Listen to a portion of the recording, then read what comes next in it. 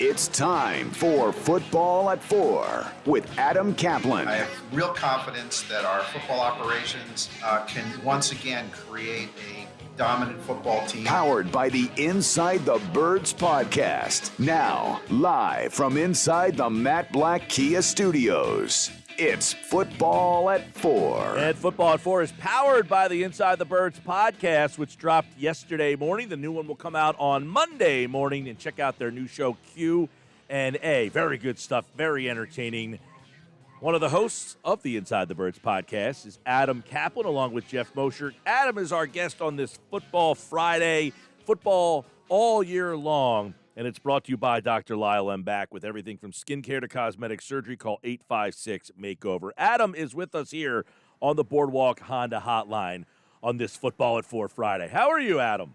Hello, boys. Yeah, and I saw the news. Our man Hunter Brody is starting his own company, it sounds like. Now, Mosher told me, and I need you to confirm this, Hunter. Please confirm this. Are you starting an adult movie studio? Is this true?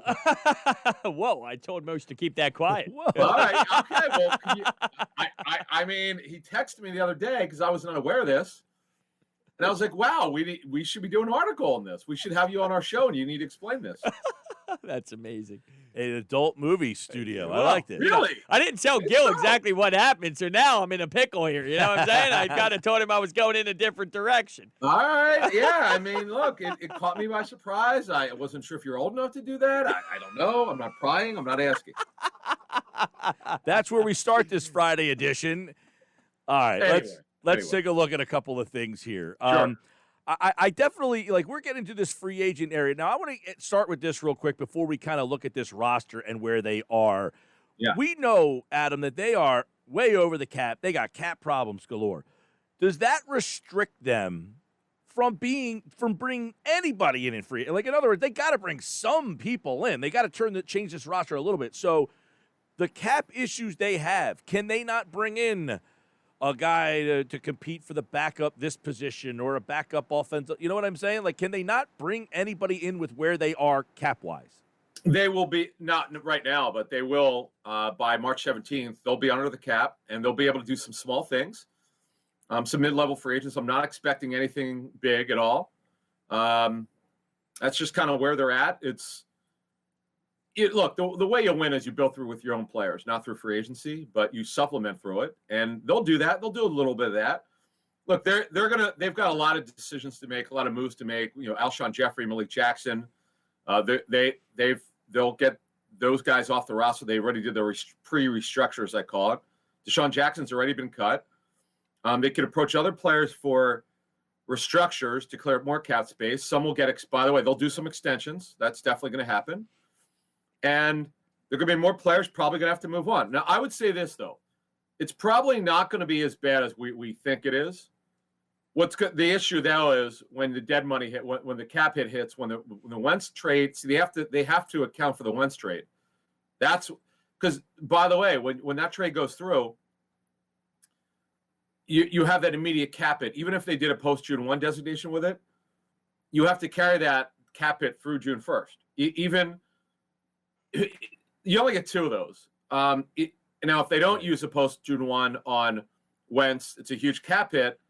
Jeffrey and Malik Jackson will get the post-June 1. But the problem is when you designate these cap hits to split the hit over 2 seasons, you have to carry it through June 1st. So they've got a lot of work to do. I've been looking at this the last couple of weeks. We'll talk more about it next Friday because we'll still, the free agency doesn't start for 2.5 weeks, but there's some things they can do to move money, do what are called simple restructures with players, guys they know are going to be on the roster for years to come.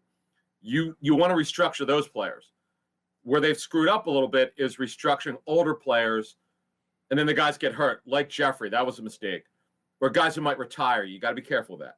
All right, so I found it interesting that, how would you describe where this roster is? Is this need a rebuild, rip it down? In other words, hey, let's move on from Fletcher Cox. Let's move on from Brandon Graham. Let's get rid of those veteran players.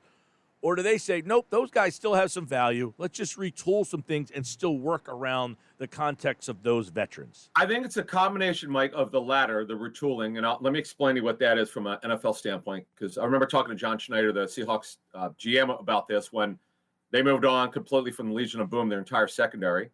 He explained to me that his thing was because their offense was going to be so good. You have Russell Wilson, so you should never have to rebuild. So his thought process was, hey, look, let's take a look at this. Okay, we're gonna have to rebuild our secondary, but we don't have to rebuild the whole roster.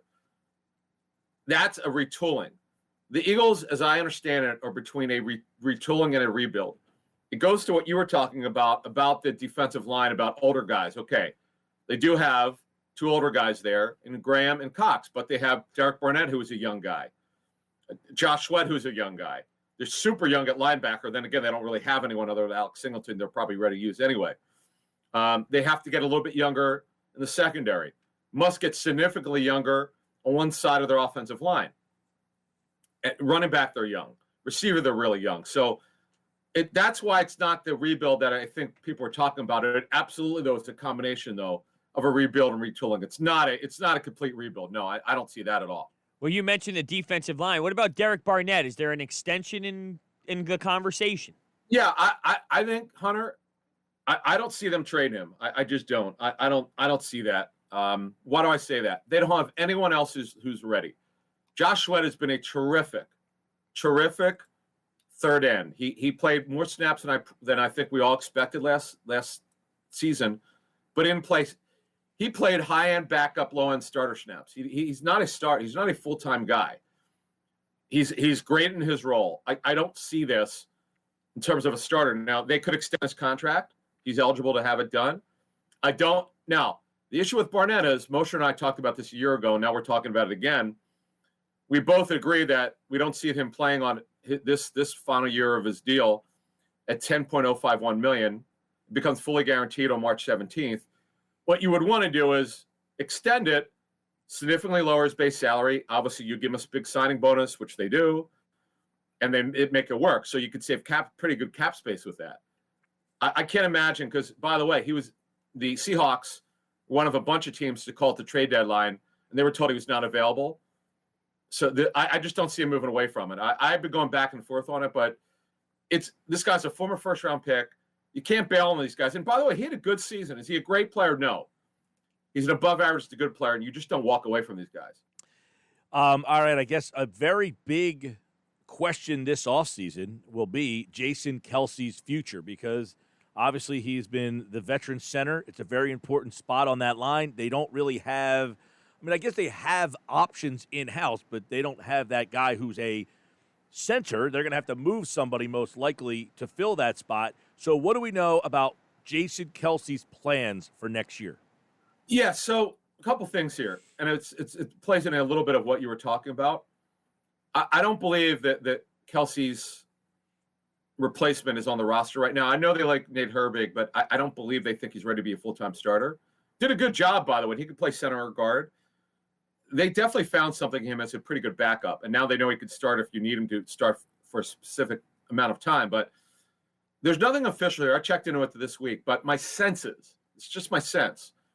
In the end, when he makes his decision, I believe he'll play rather than retire. Again, he's not announced anything. I checked into it. He hasn't said he hasn't told anyone anything yet for sure. Just my sense from checking into it the last couple of weeks that better chance that he plays than retires. And I also don't think if he's coming back, I don't see him playing. I can't see him playing for another team. He lives here now. His family's here. His friends are here. I just don't see him moving on here. But Jason Kelce is a pretty remarkable story, former 6th-round pick. And look, another Pro Bowler. We could argue whether he should have made the Pro Bowl or not, but I expect we're going to hear something more next week. I don't think this is going to – either way, guys, I think we're going to hear something very, very soon on Jason Kelce. Yeah, that's interesting. And I'm wondering if he decides he comes back, does he do that because maybe he thinks the team has a chance to be halfway? Like, do you come back thinking the team's going to be a disaster? Yeah. Mike, my understanding was that at the end of the season, other than that elbow injury, which was fairly significant, I don't know how the heck this guy did it. It's a pretty bad elbow injury, but he was able to play through it, and he's rehabbed it pretty well. and I heard that he'd felt pretty good to end the season. So, again, just to be clear here, because I'm not saying he's definitely playing. Yeah. But if you had to say player, retire, I say he plays. Okay. Now, that's interesting because if you get him back, and I've said this a bunch, Adam, I want to get your opinion on this. You got Kelce. You're hoping to have Brooks. You're hoping to have Lane Johnson. You're hoping to have Isaac Seumalo. And then you have the two guys battled out for left tackle. Don't you feel pretty good about that offensive line? And I don't know if you caught Travis Fulgham's tweets today with Jalen Reagor, but they both, one said, our offense will have no issues next year. And then the subtweet from Reagor was, at all. Really? Yes. That's interesting. Well, by the way, let me bring them up. Friends. I wanted to bring them up so that I get them, right. But in other words, the offensive line, said, I am not worried about our offense at all, in all capitals. And Reagor wrote back, at all. I don't know if that's a shot at anybody or them just saying the reports of our demise are a little exaggerated. Right. Well, okay, but here's the issue. Lane Johnson, great player, come off significant surgery. We had reported a couple weeks ago that he felt pretty good. You think the surgery went well and he's doing well with it. That's fine. But he had major ankle surgery. Brandon Brooks coming off of a torn Achilles. Jason Kelce also. They've got three guys over 30, okay? Seumalo, solid football player, no doubt. Left tackle, the job is open. We fully expect Jordan Mailata to be that guy. By the way, they could extend his contract. I think that'll get done. I think he'll get his contract extended sometime before the season starts. It could be the next month. It could be 6 months from now. But I think he gets his contract extended. And they have Andre Dillard competing for it. So yeah, Mike, if you could tell me if Johnson, Brooks, and Kelce, if Kelce's back, if they play 14 games, hell yeah, this is a pretty good offensive line. But you can't tell me that. Sure, absolutely. And I'm just going, if that line is healthy, it should be pretty good. And then all of a sudden you feel, okay, you might have a much better offense with that line than the line you threw out there last week. Yeah, I agree with that too. By the way, there's the tweet for the people watching up on the screen. Fulgham, I'm not worried about our offense at all. Reagor, at all. I like that. Okay. Yeah, I actually saw, too, Jalen Reagor tag Jalen Hurts on Instagram with the picture of them dapping up each other, too. So there's something going on right now between it all. But since we're on offensive line, I want to get your thoughts on, because, they drafted Driscoll and he stepped in and did a nice job, and you brought up Herbig as well. Is there future starter roles if we talk about these older guys that end up getting injured? Or are they just more of like hey, you can piece things together with them? Or is their ceiling more of like, hey, these guys, their skill sets, their ceilings, it can possibly be a starter just down the road more? Hunter, as I understand it, they believe Driscoll could potentially start at right tackle or guard down the line. Now, the thing with him is we had said on our show Inside the Birds, over the summer, the thing we were hearing is he needed to get bigger physically. He needed an offseason to build his body up. And that still holds true. He got hurt late in the season, but they really think a lot of him. Mosher had said on our show that he was hearing that Stoutland, the offensive line coach, was very high on him. So this fourth-round pick has a chance to be, at worst, a 6 offensive lineman. They're swing guard, right tackle of the future, or potentially a starter. They may. Everything we've heard on him is pretty good so far. Adam Caplan, Football at 4, powered by the Inside the Birds podcast. The Inside the Birds Offseason podcast drops Mondays and Thursdays at 6 a.m. So you can get all the latest on the Eagles. Of course, free agency, the draft coming up. I will, real quick, before we move into some NFL stuff, because off-season's here, we're going to get a lot of NFL stuff from Adam, who does a great job covering the league all over as well. There's so many great stories out there. But I know. Yesterday, Mel Kiper's mock draft had Jamar Chase at number 6. If you were to get a sit-down with Howie Roseman right now, what answer do you think he would say of position they value the most at that spot? I don't think he would look at it that way. I think it's whatever their board – the way it works in the National Football League is you stack your board, okay? They use the Baltimore/New England point system. I think it's something like – let's say the highest number is 8. I don't know. I can't remember exactly what it is, but I know it's somewhere around 8, right? Yep. If he's a 7.5 and Surtain is a 7.47, they're taking Jamar Chase. That's what they're supposed to do. By the way, both positions have to be of need. So you can't go wrong with either player. Now, Pitts from my neck of the woods at Abington, PA, the tight end from Florida, I'm sure he's very high on their grades. I'm sure he's a top 10 grade from them. It has to be because he's so gifted and so special. To me, if it's Pitts, and we'll obviously talk about more in the weeks to come because we're over 2 months from the draft, but if it's Pitts, it's Surtain and Chase, what's the tight end is less of a need. It's just not. Goddard's their guy, tight end. Ertz is going to be moving on at some point in the near future. We think. We still believe so. So it comes down to whatever the grade is, and that's that. Oh, by the way, that's the way they should do it. Unfortunately, as we saw with J.J. Arcega-Whiteside 2 years ago, we don't think they went exactly by the way it should have gone. Is that how you end up taking a quarterback in round 2? Was his grade number that high? I would bet, Mike. Do I know at absolute certainty exactly where they had him graded? No, but I know in our reporting we know that most teams had third and fourth round grades on him. Hearing Roseman talk after that draft last year, it sure seemed like there was a guy they knew that they didn't want to risk. In fact, I'm sure this is the case because he said it in his own way. They didn't want to risk not getting him with their late third round picks, so they had to take him in the second round. That's simple as that. All right, let's go and take a look around the NFL with Adam Caplan, NFL insider, InsideTheBirds.com. And, of course, Russell Wilson has not demanded a trade, Adam, but he already has destinations that he wouldn't mind visiting possibly. How does this happen? This is a bizarre story. Yeah, and look, the problem is the Seahawks and Wilson's agent, Mark Rodgers, they've had sort of a frosty relationship.